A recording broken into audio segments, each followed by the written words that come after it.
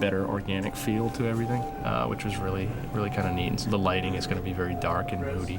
So now we're looking at the Delta Halo. It's really cool. It has a lot of beautiful water shots.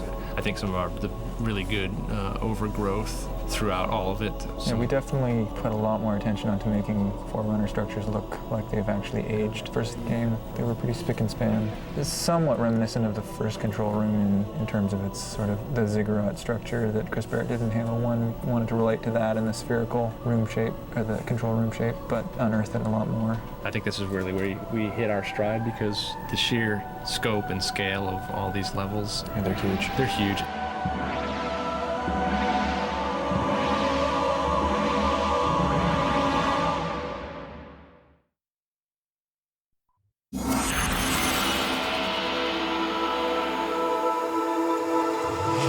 Oh my god. Love it. So you didn't know we were going to start this far back? So are those like newer guys, or are those the old guys? Those are the super old, like, those are the 100 old, poly like- guys. Hey, that looks like the back of my dog. Okay, so this is Sheik, Rob, and Paul, and Marty making sound effects. Now we're out on the road? Who thought this was going to be cool? It's like myth. Oh yeah, Oh my well God. of course, because that's what it was. This It's is off the this Myth is engine. dance, and there's like one of the old busted up bunkers. Now, was that made out of like igloo blocks? Beautiful. No, I think it was just busted up. Okay. Is that the Floating. Hummer? And the Humvee. Yeah, the Hummer. That's the first version of the Warthog, I guess, huh? Yes. Yeah, and there's the old version of the Ghost. Yeah, so the one right to the left corner in the gray, right next to the Jeep.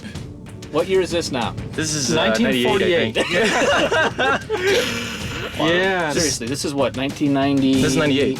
Hey, we had detail objects back then? What Wow. detail objects are you talking There, look about? at the ground, see? Ah, the beginning. Oh, the old broken Halo. yeah. The old railroad track. There's a railroad That's a track. little prelude to what happens in the future. See, that's Oh, the there's old... the Warthog. Oh man, It's look like at the looking old more like stealth the tank that Warthog. never got in the game. Yeah. Well, look, I mean, the guy still has the assault rifle across his shoulders. Yeah, that still looks cool, man. I don't know why everybody says that That's a still good looks idea. cool. So that looks like a Warthog. Yeah, it's a Warthog. Kind of. I mean, the textures are so low res. I mean, that's cool, you know. Yeah, I think we were using 128s or something Yeah. at that point. Whoa. that And was people nice. probably want to know why we switched from third person to first person. Because Jason, Well, he was the one that was dead set against first person for a long time. yeah, and then right? he's like, hey, wait, we can't make third person work. Hey, let's change it back. That's what happens when your lead is a crack addict. Oh, dang. That was Paul Russell, former Bungie employee. The Here's control the room. old control room. Yeah. Yeah, boy, I have a sense of awe. Dude, this is cool. Oh, what's up at the? Oh, yeah, this that's is the first right, time we that's had the big a mirror, mirror and right? stuff. Yeah. Oh, Here we go. This is Macworld macros. 99. Oh, yeah, that's right. Oh man. So we actually tried to play Watch out for that tank. multiplayer on this thing with third person once, and then it's just impossible. It just to do turned people. into a like grenade juggling act. Yeah, just because you just can't you couldn't aim for crap. Yeah. Now does that? Yeah, that actually had like the disintegrating belt. It created like twice as many particles as it Oh really needed to. Yeah. Oh, that was nice. Yeah, I He was remember we being had trouble smooth transitions. transitionings between the exterior New control room. engine and the interior engine. Yeah. Let's look at all the It's getting close. hologram thing. What happens when you paint it? Yeah, look at that hologram. Wow. Yeah, none of this stuff ever got used in the Ever got original one. used. Uh-oh. Oh, this Getting is closer. actually had the map up in the upper. Oh, this is the E3 one. This is the E3. Yeah. E3 2000. Yep. There's It's some still repairing PC going though. on there. Yes. You know, I kind of like the old ones where the reflection maps weren't circular; it was just planar. That was cooler. Boy, that's when the artist knew like how to how draw the- skies, though. I feel moist. Oh man, I feel Cannon off the back. good. We would have had like 30 different guns in that thing. That's right. If Yeah. it would have been up to me. Yeah. Go in the water. Go in the water. Well, you know, I'll see it's everyone like, go in the come on to water. Microsoft and oh, by Hey, the look, way, you only nothing. have 5 months to make your game. Well, it was either that or never release it and Yeah. then go No, look no. for other jobs. All right, man, here we are. Yeah. Everybody out. Yeah, as you can tell, there's no AI at all. Everything was scripted in E3. What? Are you saying E3 was smoking We mirrors? outsourced it to a post-production house. To Henson. Okay, Rob. Oh, Okay, yeah, Rob, there's what's the alien sniper rifle, the plasma sniper rifle. Here's the old AR. Oh, and here's the anti-air rocket launcher. It's got that magic pocket that doesn't fill up with anything. Yeah, there it goes. It doesn't Oh, explode. There's the pistol. Look at all the cool weapons we had There's before. the anti-armor rocket. How much did we get to keep from all this? Like 5? Yeah. Which one is that? That's the other shotgun. AR. Yeah. Yeah, it's all right. Ah, the SMG. Holy, SMG. what the hell? Nice effect. It's a Is that fire cheap? hazard. What? This is it? What? This is it?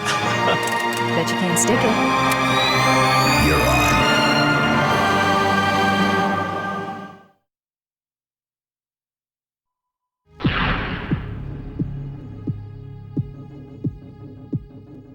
I'm Joseph Staten. I'm the director of cinematics. I basically am in charge of making the movies, telling the story. I'm CJ Cowan. I am a cinematic designer. John Buckus, animator. This is a scene that used to happen in the middle of the control room level, where the Arbiter comes across Sergeant Johnson, basically about to be executed by some brutes. This one will do. Kill the other. Yes, Chieftain. A day's ration says I do this in one cut. 2 cuts, at least. You're on. This was going to be sort of our big, crazy fight scene that John and I cooked up, and John did most of the good choreography for it. And then we decided to simplify things. I don't know, what would you add to that, John? How do you mean simplify? By cutting it? Yeah, right. By saying, this is stupid. No, I think if you watch it, you'll see that there's just a ton of really great action, which I think ultimately decided one was really hard to animate given the time that we had. So it was a fight scene that we wanted the player to actually do himself. Run.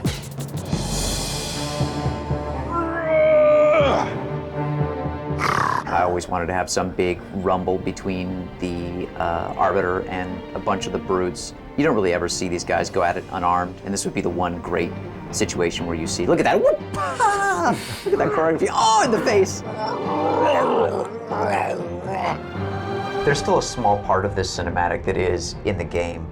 We still have basically the end of this cinematic where the Arbiter and Johnson are talking about what they're going to do, how they're going to actually make it to the control room to take out Tartarus. We wanted to get Johnson safely into the Scarab before the player could get control of things, and that's what actually happens in the real game. Tell me, human, can you drive a Scarab? This would lead into some gameplay. And the cool gameplay, of course, is the Arbiter riding on the Scarab tank while Johnson was driving it. They're gonna know we're coming.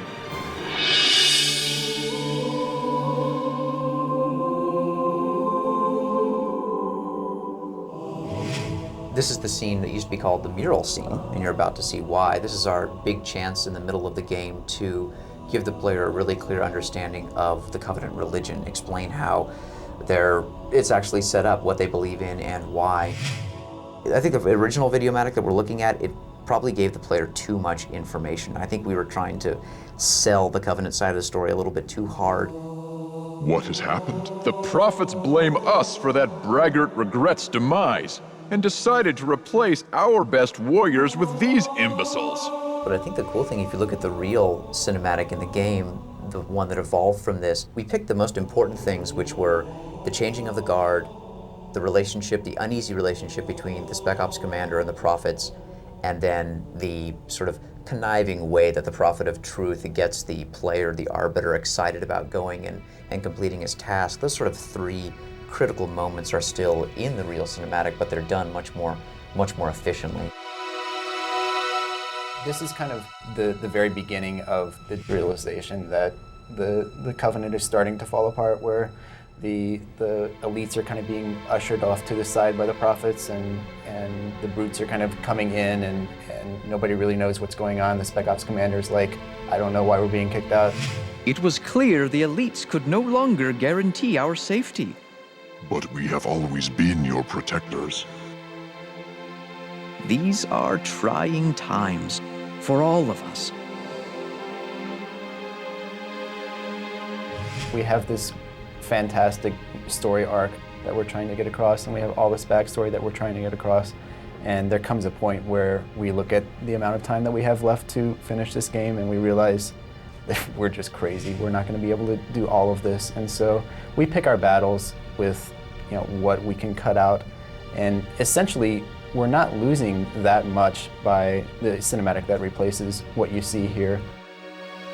How well do you know the Writ of Union? As well as I did the day I swore my oath. Recite the first canto. So full of hate were our eyes that none of us could see. Our war would yield countless dead, but never victory. So let us cast arms aside and like discard our wrath. Thou in faith will keep us safe whilst we find the path. Hungry for power and dominion, our ancestors met on the field of battle. Indeed, I suspect we would still be at each other's throats had the prophets not found evidence of the Forerunners and their great journey. The murals on the wall, essentially they walk you through the 7 stages of the formation of the Covenant.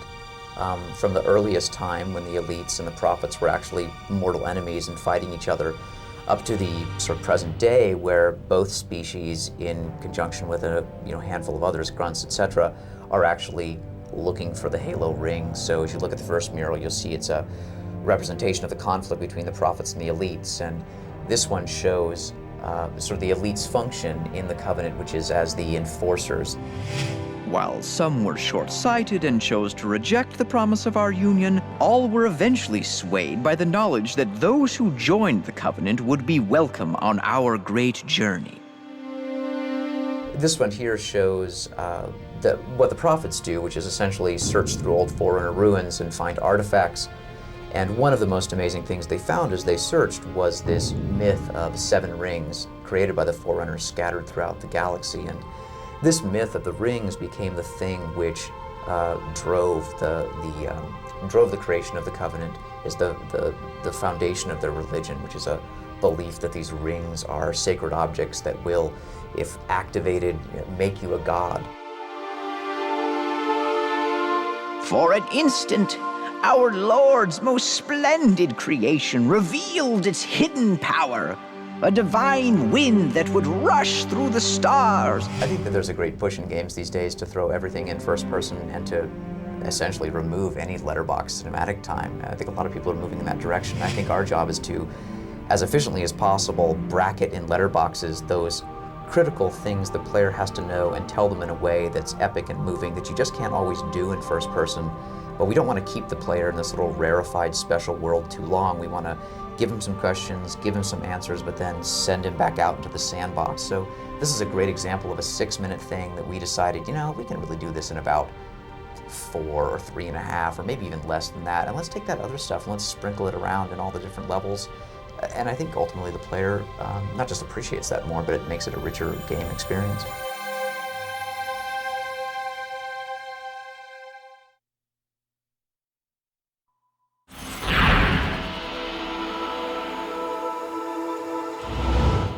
Robert McLeese. Mainly, I make guns. My name is Marcus Leto. I am the art director for Halo 2. My name is Shikai Wang, and I'm a conceptual artist for Halo 2. Look, it's the blind wolf. The beloved blind wolf. That was back when you could ride it. Yeah, you could actually mount the thing and ride it. AI couldn't handle it on the AI side. Couldn't flock them. Couldn't fit them into gameplay. Oh, it's nothing on our end. No. It's always the programmers. We had it all. Hey, the Drenal. Yeah, hey. Drenal was a big deal. Hulk. Giant boss character. And we'd always thought the Covenant kept this thing, all tied up and enraged. Right. And it would bring it out during the frontline battle. It would have been a cool boss character. I think he was just too damn big. Yeah. Good vehicle smasher, it would have been good. Yeah. That was the special purpose sniper guy, right? We wanted him to have his arms used as like a tripod, and he can actually flip left to right, like side to side, so without having to switch weapons or something. We had him silly. being able to hang from trees as well and do some weird stuff like that. He got pretty far too. We actually textured him and got into the game and stuff. It took that long to figure out that. Yeah. He's a piece of crap. This is the engineer. We got this into the game. It's actually fully modeled, 1, textured. Yeah. It was a technological savvy character that would rip apart technology and idiot savant. Consume it for the Covenant. This is probably the weirdest character I've seen in our sketchbook. Marcus said we needed a character that was more menacing because everyone of our characters looked too. We needed something more monster-y. Yeah. Monster-like. We were just trying to go have a physique that's like biped, but doesn't behave like a biped. So you have all these parts that are missing and all these limbs that are extra limbs. Oh, this guy's cool. I like this guy. He was supposed to carry his weapon under his belly. Beginnings of the Hunter, I think. There you go, Rob. Hey, it's the what Gator, was it? Doberman. Doberman Gator or the yeah. And then the keel bug. Keel bug. Which was my idea for cleaning up bodies on the battlefield. It would a few of them would fly in and cut the body into sections and fly off. I like the wing where it actually distorts. It made no sense. Oh, that's cool.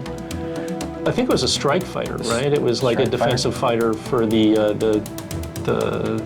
Earth space.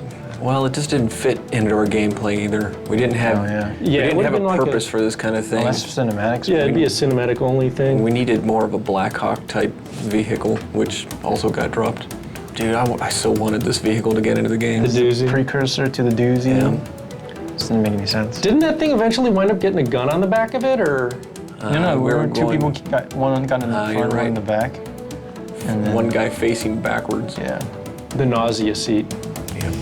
Hovercraft were kind of a strange thing back then, especially ones that we needed to remain stationary at a certain altitude. That we had a very difficult time with some of those. It would have taken a long time for us to tune the engine physics to make it work right.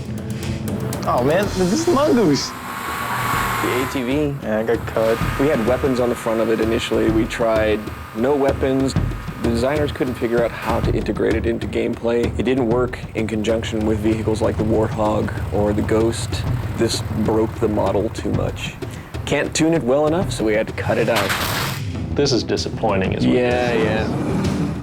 We've tried so hard to get this thing into the game. We had effects, model, we even reiterated it. Yeah. Rob did for Halo 2. We built it. The most difficult model to build that I did in Halo was the most difficult rebuild for Halo 2. Yep. Looked beautiful too. Sure, it sucks. Yeah, it's all this good stuff we want to get into the game, but you know, that's part of making games.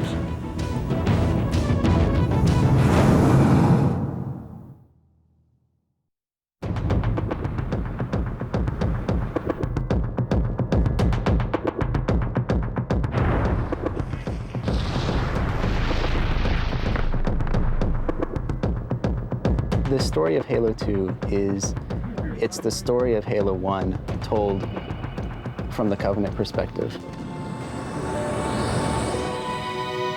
Halo's story is one about salvation. It's a story of warriors with not a lot of options who have their backs up against the wall. How much further must we heft this baggage? In Halo 1, we focused on the humans' perspective, their fate at the hands of the Covenant, but we never really got too much into the Covenant side of the story itself.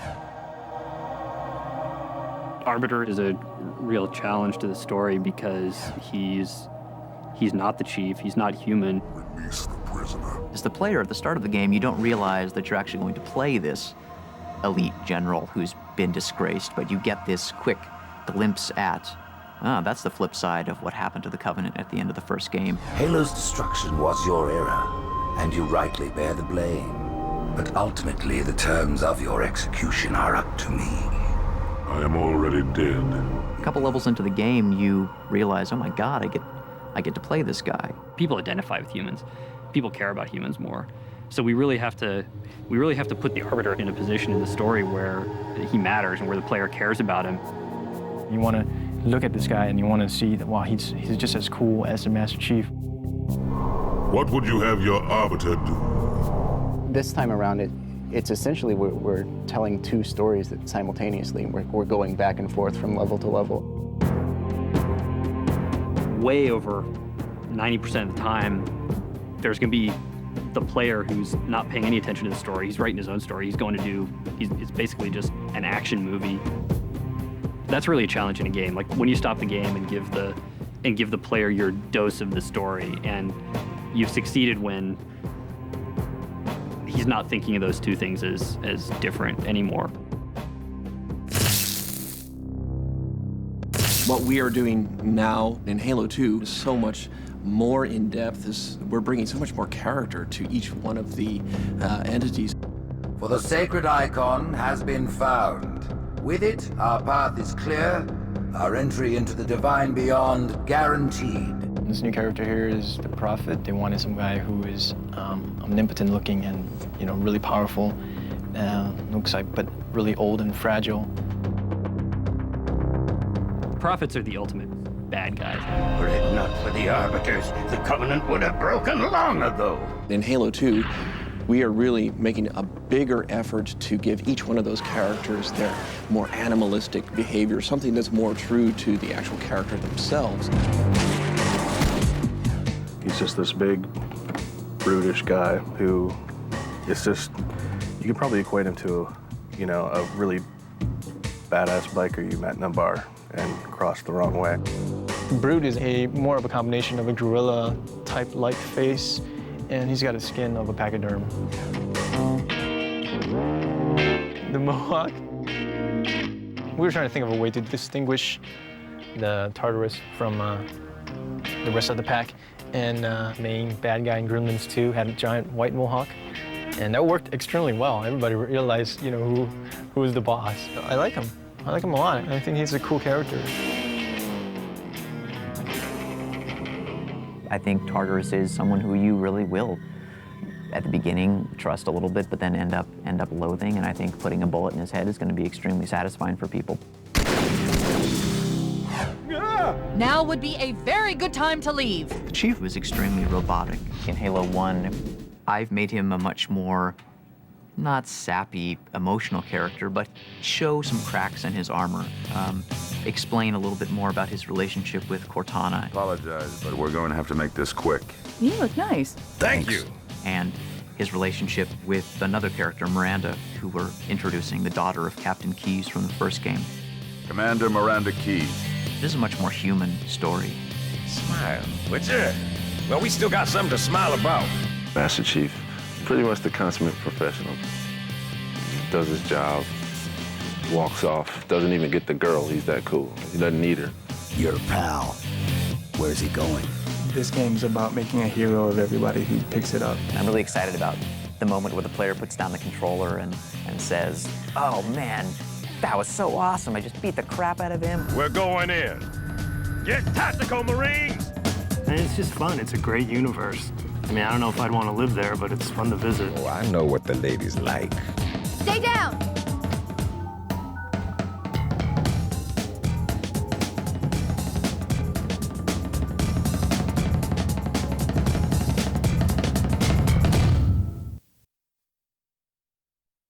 The loss of one of the sacred rings racked our hearts with grief. Putting aside our sorrow, we renewed our faith in the prophecy that other rings would be found, and see how our faith has been rewarded. Halo! In Halo 2, we've got a much bigger story to tell, and this story takes place in a lot of different places. We're going to send the player on this galactic romp from the ruins of Halo to the Prophet's homeworld High Charity to these amazing Forerunner facilities in the atmospheres of planets. The player is going to transition from mission to mission, from one unexpected place to the next. There is no doubt the storm will strike the facility. We start out with a sheet of paper and just try to generate ideas. What are the cool things that could happen on this mission? We'll bang our heads against the whiteboard and we'll call each other assholes, and that's crazy, and we can't do that, before we've cobbled together some unified plan which is going to work for the entire level. There's all this sort of high-level stuff. When you get into building it, you gotta have good encounters. You gotta have good arcing fiction on a 3 to 5 encounter basis.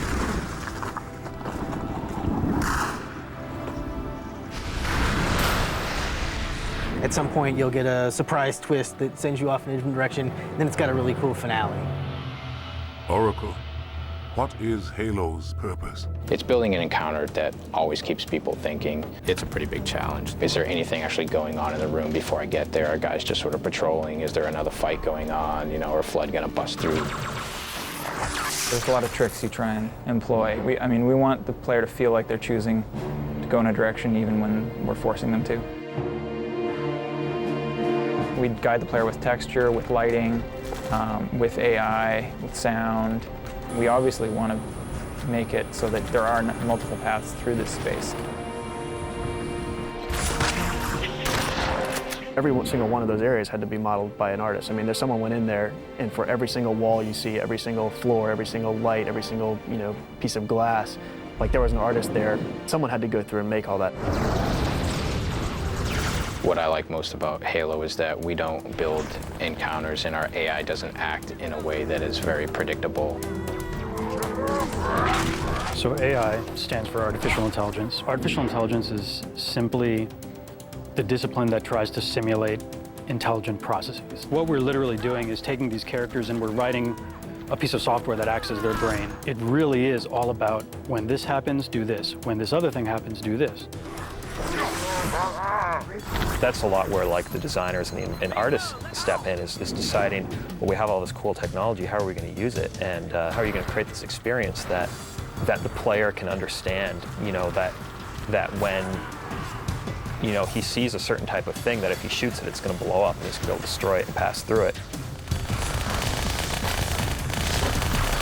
Most of the Halo world is not destructible. You have to walk a fine line in deciding what things are going to be destructible and what's going to match the player's expectations for what's destroyable. When someone says, hey, the whole world is destructible, that's great. We've done our job. We've made them believe that. So that kind of thing really excites me, is being able to create a real environment and not take shortcuts and not fake things and actually just get in there and really try to make it a real place and a real exciting place for people to go.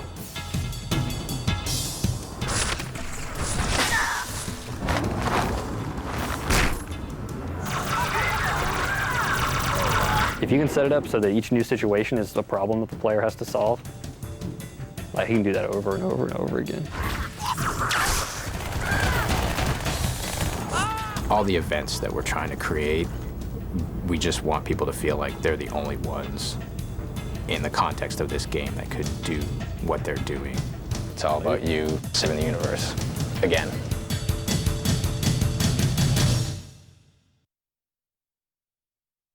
I think the days are gone where the guys say, honey, I'm going over to Jeff's house to go play cards. Now it's, honey, I'm headed over to Jeff's house to go play Halo.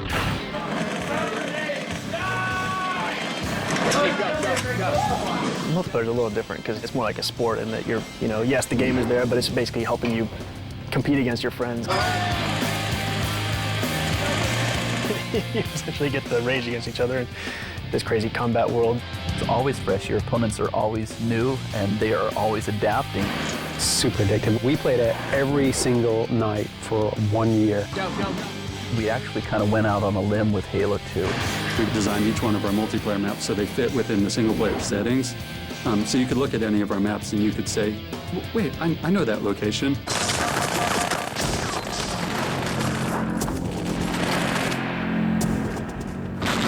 Probably the most popular team game types is Capture the Flag. We're on almost every Halo 1 map. We had 2 bases that were pretty identical. And at the beginning of Halo 2, we were